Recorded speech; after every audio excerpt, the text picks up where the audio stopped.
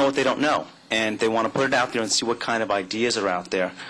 And Supervisor Carver and I will sit on the screening committee.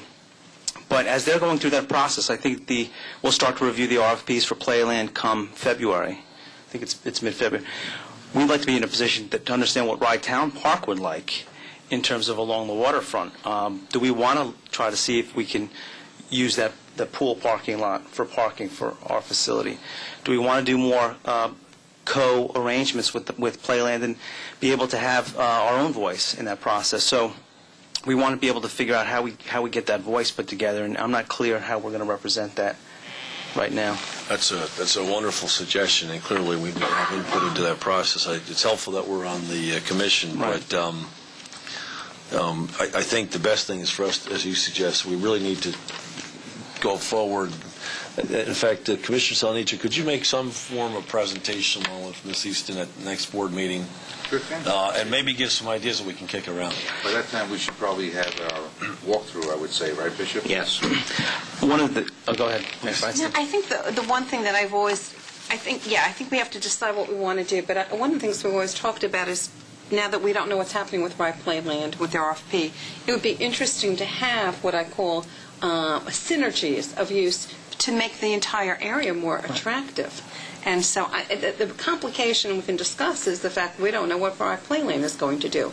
And it's not the fact that they have to dictate, but it would be nice to have or to think about synergies. That's a great... Maybe can we... Why don't we... Who ask somebody to come from the county to talk at our next meeting? Yeah, we can do that. And one of the things I wanted to have the next meeting maybe at the City of Rye, and I thought we could have our city planner talk about, because he's very good at the what-if scenarios. We could have our city manager talk about some of the synergies operationally that we talked about earlier. We could have Charles Dorn from our Playland Strategic Committee talk about the RFP process and some of the ideas they're thinking about. And then our lead from the county come as well. I think it could be a wonderful. So let's make that a focus of the next meeting. Do we have a date for that meeting, by the way? It's the third Tuesday in October, right? Which would be October 12th. No. 19th. 19th sounds better. Can I say something? Please. I'm a resident of Rye. My name is Mamparana. I live at Blanco College, 1966. Oh, sorry. Can you just come up so we can hear you? Sorry.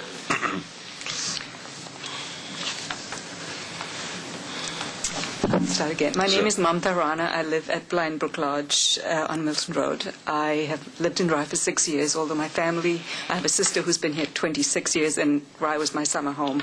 Every year I'd come here for two months till I moved here.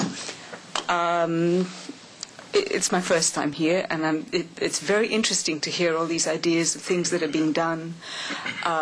There's just one reason I'm here today. Well, two. One was for the parking. I've lived all over the world. I'm originally from India. I've lived in the Middle East, New Zealand, and now New York. Sorry, Rye's my home. I have never seen cars parked on parks anywhere. I mean, New Zealand is like a little heaven in itself. We would never park on gardens anywhere. In the Middle East, of course, they spend $10,000 on each tree. They would never let you walk on grass if they could help it. But it is a shame to see cars parked on grass where we spend money to maintain it. And then, on weekends, cars come and park there. The railway station parking lot is empty. We have buses going every day. They can park there. I walk 20 minutes from my house 3 or 4 times a week to the park just to get exercise. Maybe we could think of using that option. The reason I actually walked up here is when you're talking about development issues, making places more attractive for people to use, one thing is very difficult to do is to take things back to nature. When you chop trees down to grow a forest back again, it very rarely happens. The bar, for example, Tiki Bar that's come up on the waterfront, it's taken the peace away that I used to go to the beach for. So please keep that in mind when you are talking about developing and making it more attractive. Try and keep a little bit of the nature there as well. When I go to the boardwalk for a walk now, there's rock and roll music playing. That's not what I used to go there for. And to get that back again, it's not going to be easy. So please, that's just my request. If we can keep that in mind, nature, once it goes away, is very hard to bring back. Thank you. Thank you for your comments. I just have one last thing, Yeah, and I'll please. sit down. Along with the community conversations, in my efforts to try to It's 10 o'clock. 10 o'clock Saturday morning? 10 o'clock. I'm combining that with a mini art show. About 5 artists have agreed to set up tables, and some of you may know Heather Patterson, who is sort of our artist in residence over there, and she and some of her friends who are artists are going to set up a little show, inexpensive items for sale. People love Rydtown Park, want to keep it as a park, help by buying some of their paintings and prints and so on. They're even making up some mugs and various things that have pictures, old-time pictures or modern paintings of the park. So that'll be going on from 9 to 12. And so I hope that this is one way that we can show the appreciation that people have of the park and encourage more artists to come there, because I think that many of us are inspired by the park to think artistically, and the sculpture exhibit that's over there right now was designed specifically for that pond in mind. He wanted to express something, his feelings about communities and nature, and so he did that sculpture with that in mind. And so that exhibit will be up till October 24th. And I hope people will look at it. And let me just put in a request: if anybody knows any other sculptors who are doing outdoor type pieces and are interested for next summer, let me know, because so far I've been lucky to find people without having to look too hard. So, thank you. Thanks very much. Mr. Our next meeting's at 8 o'clock, right? Yes. Okay. Before we move on to comments from the public, I want to take this opportunity to thank the Friends of Rydtown Park for all the hard work they've done over the years. Say Clinton, basically they've been enormously supportive and been doing it for a number of years. And with all the changes this year, I want to make absolutely certain that all their hard work and effort and contributions were not forgotten. So I want to thank the Friends of Rydtown Park for all their support. Okay, let me open up to comments from the public. Can I address the one Please. comment that, Yes, Mr. and I didn't catch your name? Yeah, I think your points are right on. That's kind of why we've set up various committees, is to hear from the public. There are really 2 RFPs we're talking about. One is the building in Rydtown Park itself that is run down, that we want to rehab. The other one would be Playland, and part of the reason why we created a Playland Strategic Committee was to hear from residents of Rye. When you read through the Tiki Bar RFP, the contract, for example, a lot of the approvals are given by the County Parks Commissioner. So a lot of the things that the Tiki Bar may be doing that you like or dislike are all vetted through the Parks Commissioner. So that could be a simple conversation to say, these are the types of things that we'd like you to pull back on. So again, we have a lot of committees. Each has their own strategic fit, and be more than happy if you connect with Mike Corbett and give him your feelings. This is not a Tiki Bar. I don't want to make this Dan Selma come on. I have a copy of the contract. Come on up, Dan. Just a I second. have a copy of the contract. We, as you know, we use the park. My wife and I were there all the time. We swim. We've been there for 35 years. We found it a little bit annoying, the changes that were made. So I went up and I got a copy of the contract with the Freedom of Information law. Right. And then I said, are there any amendments to this? So I went back to the same group and I said... I think people didn't hear this is about the Tiki Bar? This is the Tiki Bar, and I didn't want to even, I know it's... And I said, are there any amendments to this? Where did they go for approvals? And can you find where this is written? And I got back from the woman that runs all this contracts that there is no writing, there's nothing in writing, nobody's made any approvals, and if I want to get any more information, I have to go to the Westchester County legal, the lawyer in charge. Right. So I don't know who's making these approvals. There's nobody putting up their hand to say there's a ramp there for the boats. I don't know who approved that. If you look at the contract itself, he's allowed to have tables only up to the end of the stone wall. He's got about 45 more tables up there. If I was bidding on that contract at the time as a restaurateur, would I have bid differently if I knew I was going to have 45 or 50 more tables.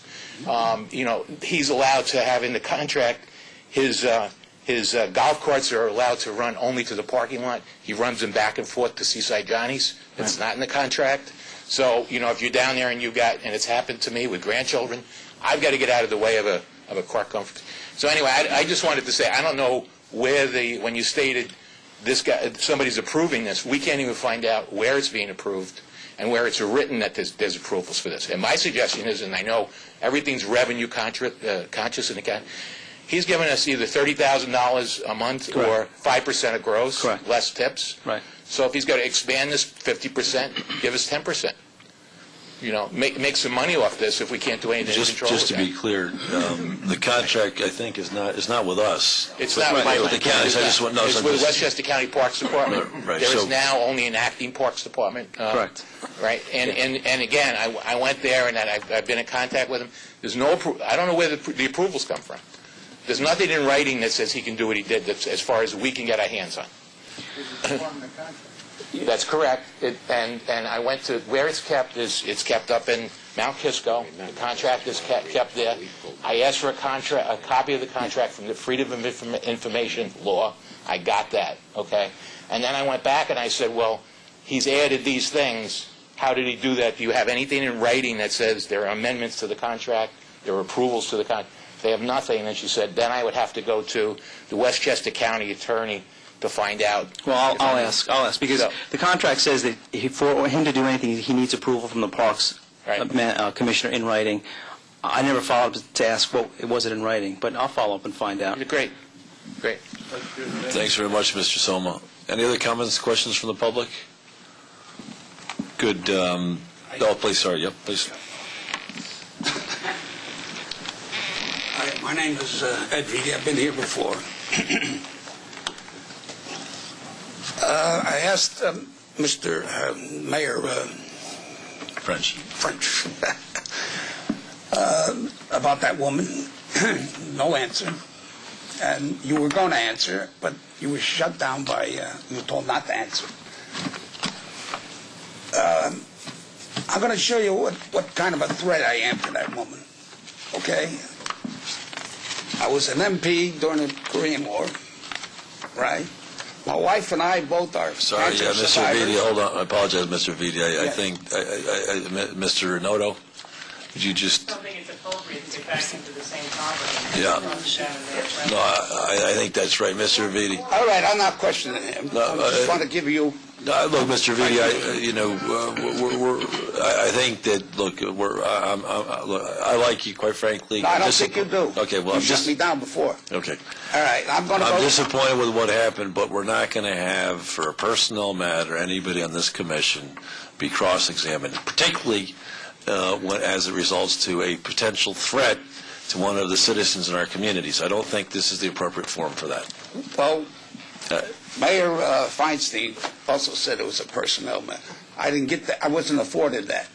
Afforded what? The personal meeting with I've got to defend myself. That's what I'm doing as a taxpayer. Well, I'll tell you what I'd like to do is encourage you to speak with Mr. Noto, whatever procedures and personnel procedures I need shook to... hands with Mr. Noto when he was canvassing votes, and I wish him well, and I still wish him well. I'm very confident that whatever legal proceedings and procedures need to be adhered to will be adhered to by the town. Let me explain my feeling. This is totally irrelevant. It's the wrong form, and he's wasting all our time. It shouldn't be here. What?